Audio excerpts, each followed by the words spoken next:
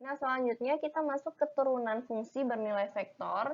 Nah, ini definisinya, misalkan si fungsi f ini adalah f dan g, adalah fungsi bernilai vektor. Nah, turunan dari f itu didefinisikan dengan limit delta t menuju ke 0 dari si f besar t plus delta t min f besar t per delta t. Nah, ini definisinya sama kayak definisi di fungsi fungsi fungsi bernilai skalar kan ya, sama aja. Nah, jadi berdasarkan teorema tentang limit fungsi bernilai vektor ini, kita dapatkan jika f dan g-nya itu mempunyai turunan di C, maka si f aksen C, f aksen besar C-nya itu sama dengan f aksen kecil C ditambah g aksen kecil C, kayak gitu. Nah, ini penjabarannya ini juga gampang ya, kenapa bisa didapatkan seperti ini. Ini tinggal kita uraikan aja masing-masing dari si f aksen C, ini kan definisinya ini, limit ini, kita jabarkan seperti ini, limit ini. Nah, terus kita masukin si f-nya ini apa? F-nya ini kan berarti dari f dan g gitu kan ya, atau si fi ditambah gt, kayak gitu. Nah, ini juga tinggal di sininya tinggal diubah, di sini juga tinggal diubah. Nah, nanti karena di sini limit, kita bisa pecah di situ, kita bisa pecah, jadilah limit si untuk f aksen C-nya dengan limit untuk si g aksen C-nya, di mana itu adalah definisi dari f aksen C dan g aksen C, kayak gitu. Makanya ini bisa jadi f aksen C-nya itu sama dengan f aksen C kecil ditambah g aksen C. Nah, untuk lebih jelasnya, ini karena nggak mungkin semuanya saya jelaskan karena materinya masih sangat banyak. Ini penurunannya ini ada di buku, ada di subbab berapa ya, bentar. Ada di subbab 11.5 ya, dan ini cukup mudah juga. Nah, yang selanjutnya ini ada teorema-teorema pada diferensiasi dari fungsi bernilai vektor. Jadi misalkan ada dua fungsi vektor bernilai vektor f dan g, yang terdiferensialkan, berarti dia dapat diturunkan. Terus jika P itu adalah suatu fungsi bernilai real, jadi ada fungsi P-nya ini suatu fungsi bernilai real atau skalar, yang terdiferensiasi juga, yang dapat diturunkan juga, dan ada satu titik skalar C. Nah, maka di sini si turunan dari Ft plus Gt itu sama aja dengan turunan Ft ditambah dengan turunan Gt-nya, kayak gitu. Nah, terus untuk perkalian dengan skalar, turunan dari C dikali Ft ini sama aja dengan C dikali turunan Ft. Nah, terus turunan dari PT dikali Ft, di mana PT-nya ini adalah fungsi juga ya, bukan skalar, tapi ini fungsi bernilai skalar, bukan fungsi bernilai vektor ya. Nah, maka ini akan jadi PT dikali dengan turunan pertama dari turunan Ft-nya ditambah dengan turunan PT dikali Ft. Nah, ini sebenarnya ini kalau kita mau tahu ini datangnya dari mana, ini bisa kita jabarin aja si PT-nya. Misal kita jabarin PT sama FT gitu kan ya. Kalau perkaliannya kan berarti jadi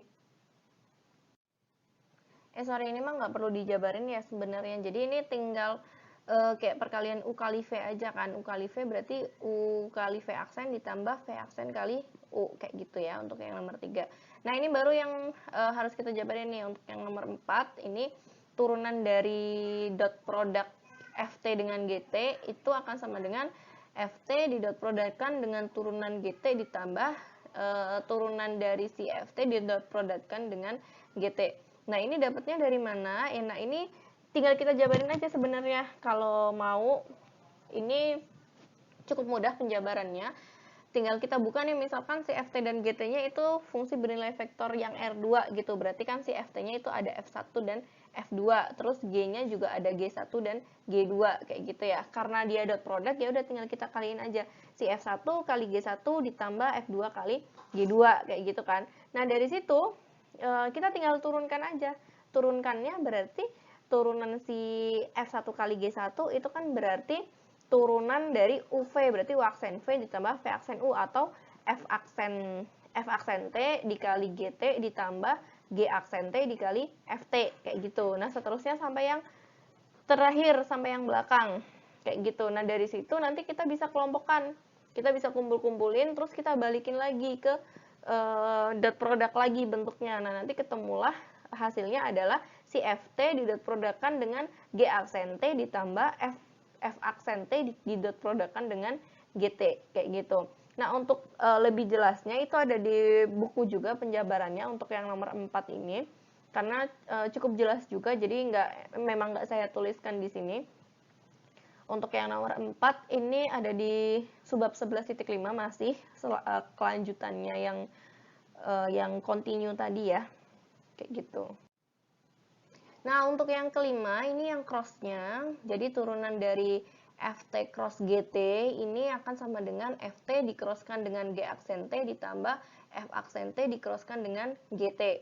Nah, ini penjabarannya juga sama, jadi tinggal dibuka aja si FT dengan GT-nya, dicari FT itu berarti F1 kali F1 sama F2, GT-nya berarti G1 sama G2. Tinggal di cross product-kan masing-masing dari situ. Hasil cross product-nya nanti bisa ketemulah.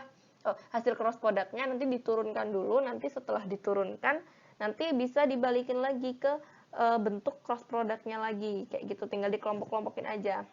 Gitu ya. Nah, terus untuk yang terakhir, teorema yang terakhir ini yang keenam, itu ada turunan dari si FPT. Jadi si fungsinya ini, fungsi skalarnya, fungsi dalam si F-nya ini suatu fungsi juga. Dalamnya si F-nya ini adalah fungsi PT, kayak gitu. Nah, kalau kayak gini berarti kita tinggal gunakan aturan rantai. Aturan rantainya sama kayak yang sebelum-sebelumnya, ya udah tinggal turunan dari F, jadi F aksen PT dikali dengan turunan dalamnya. Turunan dalamnya berarti P aksen T, kayak gitu ya. Nah, kemudian ini ada contoh, misalkan FT ini adalah T kuadrat plus T plus E pangkat T plus 2. Nah, disuruh mencari turunan pertama, turunan kedua, dan sudut theta di antara F aksen 0 dan F double aksen 0. Berarti ini gampang ya, tinggal kita turunkan aja satu persatu si T kuadrat plus T sama E pangkat T sama 2 itu, turunan pertamanya, terus kita cari di turunan keduanya. Setelah itu, kita masukin angka 0, kita masukin nilai 0, berapa itu nilainya, vektornya masing-masing, vektor dari F aksen 0 dan F double aksen 0. Setelah itu, kita bisa nyari sudutnya, sudut di antara dua vektor tersebut. Kita bisa gunakan dot produknya. Bisa jadi kita gunakan dot produknya. Jadi si dot produk dari F aksen 0 diprodukkan dengan si F double aksen 0 itu kan sama aja dengan panjang F aksen dikali dengan panjang F double aksen dikali dengan cos theta, kayak gitu. Terus ketemulah tetanya berapa. Nah, ini juga ada beberapa soal, nomor 1, 2, dan 3, ini boleh silahkan dikerjakan, ini nggak susah. Nanti kalau misalkan memang ada waktu, nanti coba kita bahas ya, cuman di sini kayaknya nggak mungkin kita bahas semuanya.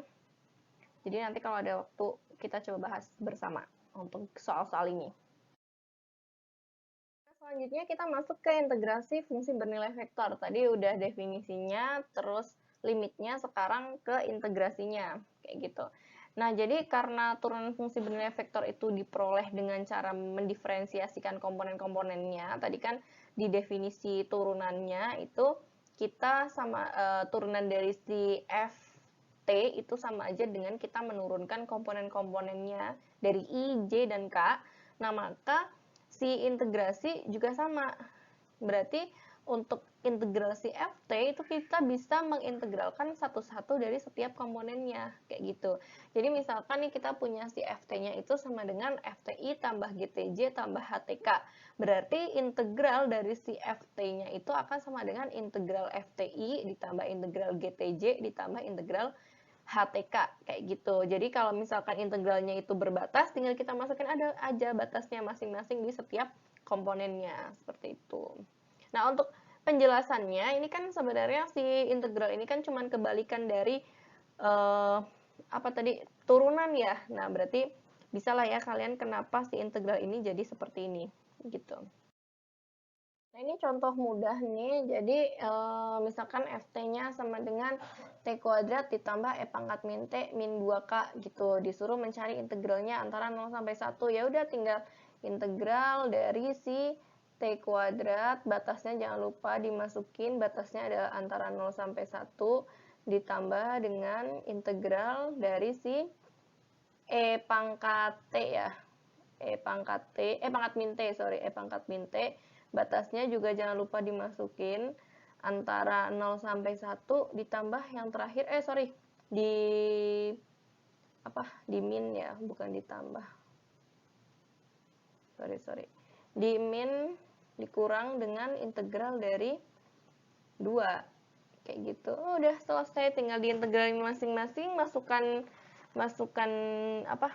dimasukin batas-batasnya antara 0 sampai 1 di sini. Ketemulah hasilnya seperti itu ya. Assalamualaikum warahmatullahi wabarakatuh.